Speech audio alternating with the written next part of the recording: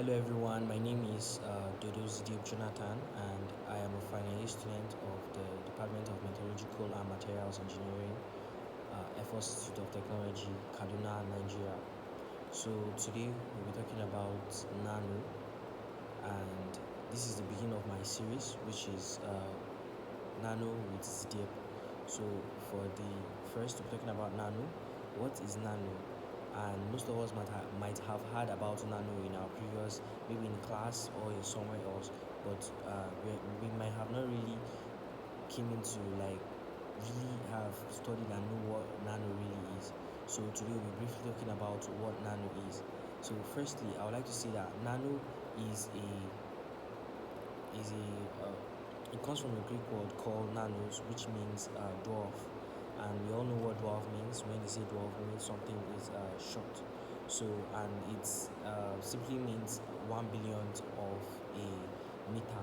That means, for example, when you have a meter, which let's say, for example, this pen, let's call this pen 1 meter. When you separate this pen to 1 billion times, like separate it into 1 billion separate times, one of it is a nano. It's called a nanometer. So that is basically what nano is. And if you're doing it in the sorry, and if you're doing it in the milli, we say that is 1 millionth of a milli. So there's an important question too that came to my head while studying what nano actually means. Is that why was nano choosing above all other prefix? Why wasn't it centi? Why wasn't it macro? Why wasn't it micro? Why wasn't it milli? Why wasn't it femton? Why wasn't anything? Why was it nano? And we'll tend to look at that. And number one, it's said that if the nano scale is bigger than nano, that's examples of materials that are bigger than nano, which for example micro or macro. Number one are bacterial, sand particles, human cells. All these are macro or micro cells. Number one, for example, the materials behave normally. Like number two, properties are the same as bulk materials, and number three, quantum effect. So what this is trying to say is that the materials behave normally, like they do not change. It's better for you to just study the material as it is in its full state than for you to study it in a micro or in a macro way, because it does not have any change in the material. Do you understand? And it's behaved normally, and it has the quantum effect in it, which is the main reason why we study nano at the first place, which we'll get to it, but it's negligible. And when it says negligible, it does not mean it is not there. It's there, but it is negligible. It's insignificant. So working at this level does not produce new material properties. So working at a level above nano, that's macro and micro, for example, it does not improve material properties. And for and scientists wanted a scale where new behaviors. So the goal while they were choosing the prefix that they were supposed to use is that they get a scale where they can produce new behaviors and new properties. And nano was looked like a promising scale where they could get a new material behavior and also a new material properties. So if the scale is smaller than nano, that's for example pico or femton, how is it supposed femto sorry how is it supposed to behave? Why okay sorry why, if the material was lesser than nano, why, I'm getting confused. Okay, our question was why nano? Why not like scales that are bigger, which we have seen? Number one, nano, we have seen macro, and we have seen micro. So and secondly, we are now looking at this if the scale were smaller than nano. So number one, we say examples of scales or materials that are in scales that are smaller than nano are number one, atoms, which is 0.1 nanometer, nuclei, which is 10 raised power of minus 6 meter. So at this scale, we are dealing with individual atoms, electrons, protons, quarks. So what this is trying to say is that at this scale, you're not dealing with a normal material. You're not dealing with a material no more. You're not dealing with a full material or groups of atoms. You're dealing with electrons, which is a part of an atom. Do you understand? We have seen electron, protons, this thing. We have seen that, which are this thing are how will I put it? Particles that forms an atom. So at that scale that is lower than nano, I mean lower than nano, I mean 0.9 downward. Because nano, when we're talking about nano scale, we are talking about 1 nanometer to 100 nanometer. So this belongs more to particles physics than materials engineering. So it does not really have anything to do with material engineering, but more of particle physics.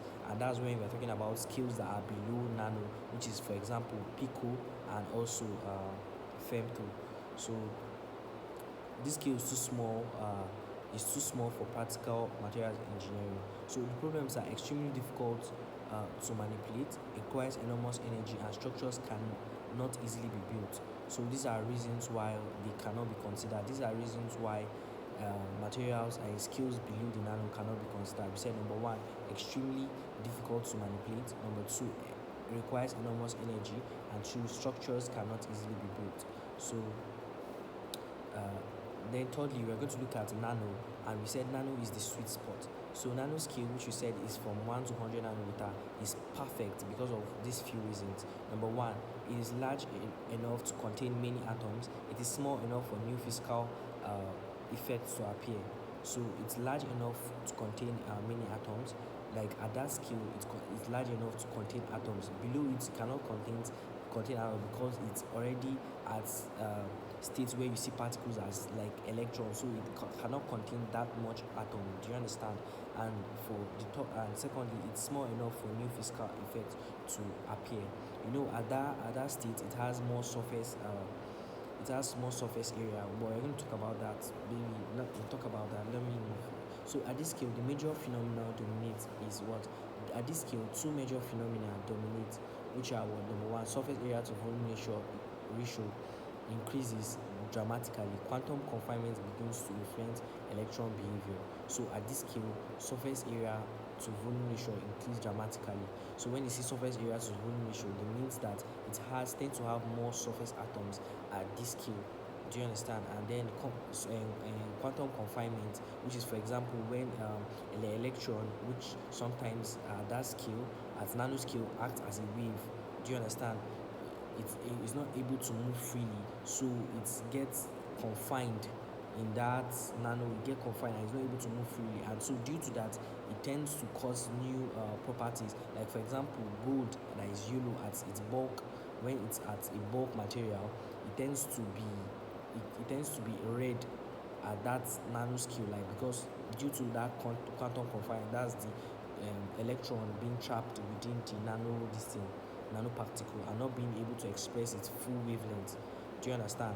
So this leads to number one, new colors, which we talked about gold recently just now, stronger materials, different electrical properties, better catalysts, new medical applications. So another reason is technologically achievable. So at Dana we have currently we have okay, we'll talk about that. Let me not rush it. Around the 1980s to 19, scientists developed tools that could actually see and manipulate atoms at nanoscale, like the scanning tunneling microscope, atomic force microscope. These two made nanotechnology practical, so it's technologically advanced. The